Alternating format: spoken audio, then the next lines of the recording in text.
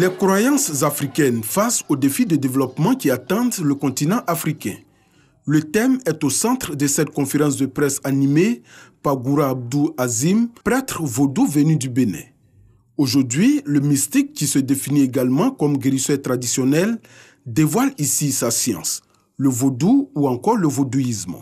Le vaudou, c'est un esprit qui est programmé selon son utilité pour intervenir dans certaines situations, pour agir dans certaines conditions. On utilise le vaudou pour régler par exemple ces problèmes. Face à la presse nationale, presque tout a été abordé. De l'occultisme des croyances africaines à leur sollicitation en vue de se faire de l'argent au mépris de la morale, comme c'est le cas avec le phénomène de broutage de plus en plus pratiqué par les jeunes Ivoiriens. Le prêtre vaudou s'est défendu. Sa religion, socle des technologies selon lui, n'est pas une magie noire au service du mal. C'est de l'arnaque, c'est de l'escroquerie. Que les Africains, les Ivoiriens, les Béninois arrêtent de prendre cette histoire-là.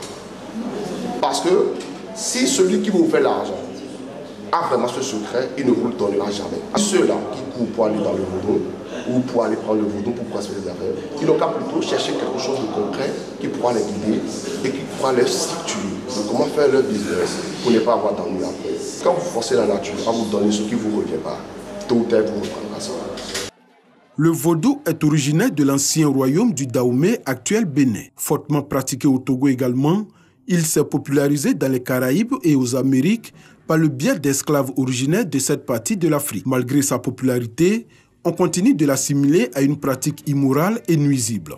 C'est d'ailleurs pour cela que le prêtre a tenu, au thème de ses 3 jours de visite en Côte d'Ivoire, à faire ces différentes mises au point. Dégradation des sols, utilisation de produits dangereux, réduction des aires de ponte des poissons et des productions agricoles, souillure des eaux et des cultures vivrières. Conséquence de la pratique de l'orpaillage en Côte d'Ivoire, une activité ainsi pratiquée dans la quasi-totalité des régions du pays. Le département de Djekano n'échappe pas à ce sombre tableau. Pour attirer l'attention des populations sur les dangers de l'orpaillage, une rencontre a été initiée par le préfet. Le département souffre énormément des effets néfastes et infestes de l'orpaillage clandestin. Il est temps que vous preniez conscience des graves dangers auxquels vous exposez vos populations en cédant vos terres aux clandestins qui n'apportent rien d'autre que dégâts et désolation sur leur passage. Le préfet de Djekano a exhorté les chefs des villages et des terres à tourner le dos à la facilité en dénonçant la présence des orpailleurs clandestins. Ne soyons pas attirés par le gain facile et rapide au péril de nos vies. Engageons-nous donc à dire stop à l'orpaillage clandestin. L'autorité administrative a également invité les populations à la culture de la paix, de la cohésion sociale, gage d'un développement harmonieux.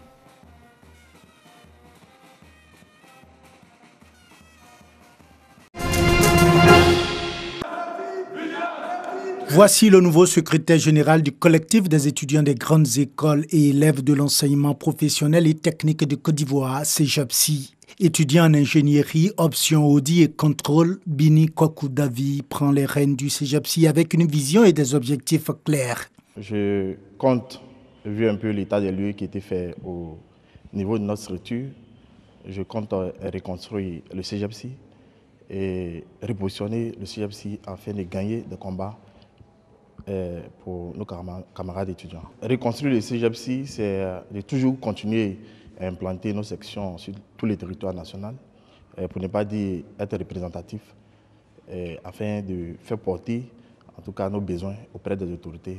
Le collectif des étudiants des grandes écoles et élèves de l'enseignement professionnel et technique du Côte d'Ivoire, CEJAPSI, a été créé en 1995 et revendique de nombreux acquis.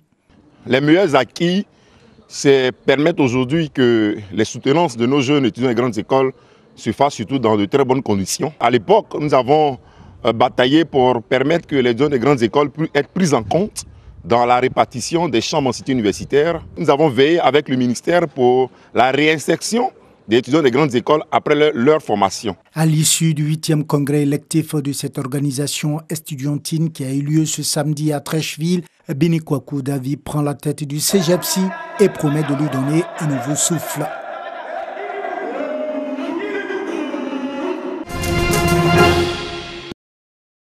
La présidente de la Ligue ivoirienne des secrétaires dresse le bilan des 12 mois passés à la tête de la LIS. En un an, nous avons pu faire des formations en France, en Tunisie, au Maroc.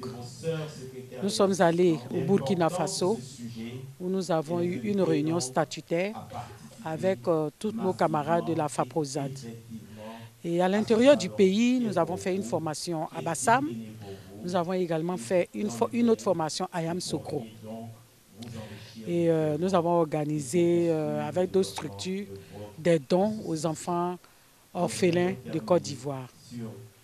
Et donc je peux dire que pour cette mandature, c'est vrai que nous n'avons pas fait beaucoup, mais nous avons fait le maximum. On avait à cœur également d'accentuer la formation au sein des secrétaires de Côte d'Ivoire.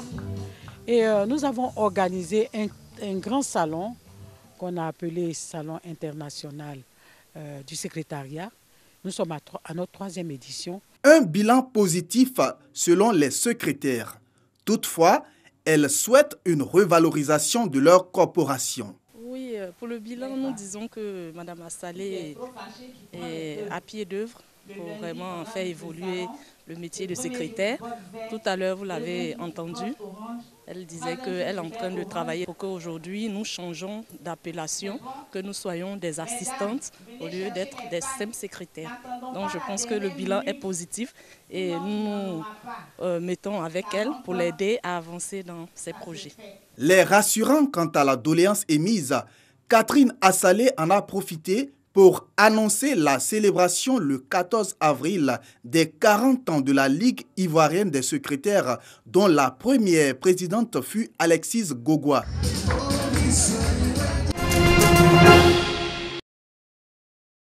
25 doses d'héroïne, 5 blocs de cannabis, 226 boulettes de cannabis, 11 doses de crack et 6 pipes à crack saisies. 26 présumés consommateurs de drogue arrêtés, dont 4 vendeurs. C'est le bilan de l'opération Katrina menée par la cellule antidrogue de la 5e Légion territoriale de gendarmerie de San Pedro, appuyée par le peloton de surveillance et d'intervention dans les localités de San Pedro, Soubré et Meyagui. Je viens de Meyagui. Je me suis retrouvé dans la drogue, ça fait 2 mois et demi. Je vends pour quelqu'un qui est à Abidjan. Bon, je vends aux clients. Il y a d'autres, ce sont les planteurs. Il y a les commerçants aussi. Je gagne 5 000 par jour. 7 fumoirs ont été détruits au cours de cette opération à San Pedro et Meyagui. Pour l'année 2018, ce sont plus de 95 kg de drogue de tout genre, 881 tonnes de médicaments prohibés et 40 tonnes de produits phytosanitaires qui ont été saisis. 237 individus interpellés puis déférés et 27 fumoirs détruits dans le Bas-Sassandra. Le lys de Sassandra et la FAD d'Abidjan ont livré jeu égal durant 90 minutes.